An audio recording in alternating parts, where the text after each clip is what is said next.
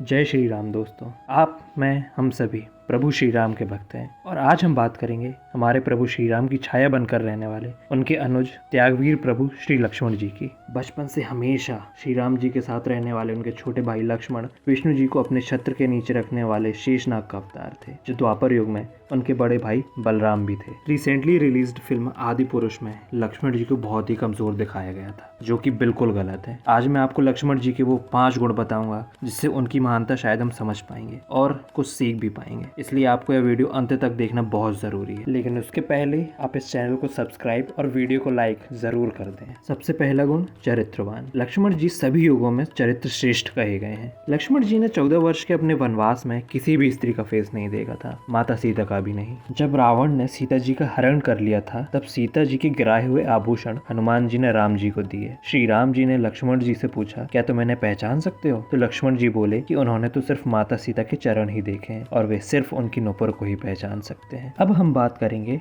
लक्ष्मण जी की त्यागवीरता के बारे में। भक्ति तो सभी करते हैं, लेकिन श्रेष्ठतम भक्ति में त्याग भी होता है और लक्ष्मण जी के त्याग इम्पॉसिबल टू कंपेयर है। श्री राम और सीता जी को जब वनवास हुआ तो लक्ष्मण जी भी उनकी सेवा करने के लिए उनके साथ वनवास में आए। श्री राम और माता सीता के लिए वे 14 वर्षों में 1 सेकंड के लिए भी नहीं सोए। इसके अलावा उन्होंने 14 वर्ष तक भोजन का भी त्याग किया। इतने बड़े त्याग का एक कारण यह भी था कि मेघनाथ, जिसने इंद्रलोक को जीत लिया था और ब्रह्मा विष्णु महेश तीनों के महाअस्त्रों को धारण कर लिया था, उसको वही मार पाएगा जो 14 सालों से ना सोया हो और ना कुछ खाया हो। लक्ष्मण जी की मृत्यु का कारण भी उनका त्याग धर्म ही बना। रावण वध के काफी समय बाद एक बार श्री राम जी यमराज के साथ मीटिंग कर रहे थे, जो कोई भी सुन नहीं सकता था, और अगर सुनता तो यमराज की प्रॉमिस के हिसाब से उस व्यक्ति की मृत्यु हो जाती। राम जी ने लक्ष्मण को उस मीटिंग का गार्ड बनाकर पहरेदारी करने को बोला। तभी वहां पर महर्षि दुर्वासा जी आए। महर्षि दुर्वासा जी ने श्री राम जी से मिलने की इच्छा रखी। लक्ष्मण जी के मना करने पर महर्षि दुर्वासा जी ने गुस्से में डिसाइड कर लिया कि अगर उन्हें नहीं मिलने दिया गया तो वे पूरी अयोध्या भूमि को श्राप दे देंगे। लक्ष्मण जी ने सोचा कि पूरी अयोध्या को श्राप लगने से अच्छा है कि वह स्वयं ही मृत्यु स्वीकार कर लें। उन्होंने श्री राम जी और यमराज की मीटिंग में जाकर ऋषि दुर्वासा के आने की बात कह दी और उसके बाद श्री राम जी के प्रॉमिस के लिए सरयू नदी में समाधि लेकर अपने प्राण त्याग दिए। एक बार श्री राम जी ने लक्ष्मण जी से कहा था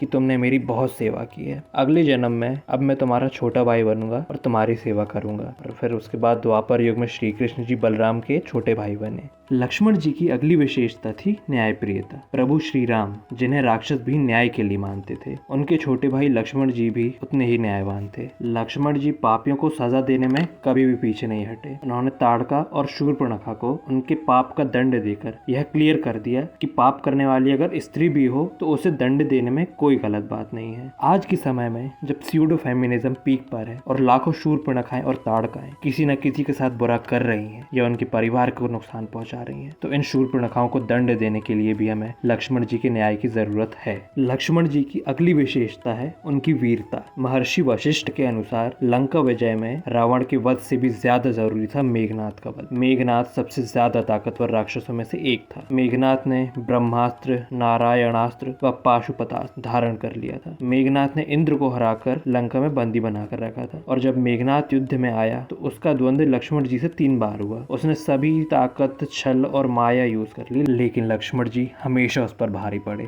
मेघनाथ ने अपने तीनों महाअस्त्र लक्ष्मण जी पर यूज कर लिए, लेकिन वह उनका कुछ भी नहीं बिगाड़ पाया और आखिर में वह लक्ष्मण जी के हाथों ही मारा गया। द्वापर युग में भी जब हनुमान जी उस युग के सबसे शक्तिशाली योद्धा बलराम जी से मिले तो उन्हें भी अपने लक्ष्मण जी की याद आ गई। इन सभी बातों से हमें यह समझ आ जाता है कि लक्ष्मण जी कितने बड़े वीर थे, कितने बड़े महायोद्धा थे। आज हमें प्रभु श्री राम के राज की जरूरत तो है, साथ ही हमें जरूरत है लक्ष्मण जी जैसे चरित्र की। जिस धर्म में देवर और भाभी का संबंध लक्ष्मण जी ने इतना पवित्र बताया, उसी धर्म में आज यह शब्द बहुत ही असहज बन चुका है। आज हमें जरूरत है लक्ष्मण जी के उस जस्टिस की जो फेमिनिज्म के नाम पर गलत करने वाली राक्षसी को सजा दे सके। जरूरत है लक्ष्मण जैसे धर्म भक्त की जो जन्मभूमि और समाज के लिए त्याग करने को सदैव तत्पर हो। तो आप भी बोलिए, राम लक्ष्मण जान की, जय बोलो हनुमान की।